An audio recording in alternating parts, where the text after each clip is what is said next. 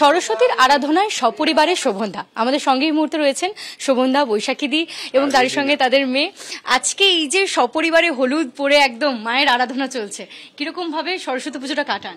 সরস্বতী পুজোর এই পুরো জিনিসটাকে উপস্থাপনা করতে গিয়ে তার পেছনে আরো অনেক বেশি পরিশ্রম আর সমস্ত পরিকল্পনা যেটা থাকে রিলিনিয়ার রয়েছে। মানে মানুষ পুরো জিনিসটার ইনিশিয়েটিভ, কটা ঠাকুর হবে, ঠাকুরের কেমন হবে, তার সাইজ কত বড় হবে এবং বাড়তে বাড়তে যেমন গেছে ভোর পর্যন্ত তাকে সামলে করতে হচ্ছে। সরস্বতী পুজোর একটা স্মৃতি যদি বলেন। স্মৃতি বলতে একটাই স্মৃতি আমার মনে হয়, যেটা ওদের কাছে এখন আসছে, আমরা কোনো মতে পেরিয়ে এসেছি। শিক্ষার কোনো বয়স নেই, এটা ঠিক, কিন্তু আমি এখনো খুঁজে যাচ্ছি যে পড়াশোনা জিনিসটাকে আবিষ্কার করলো।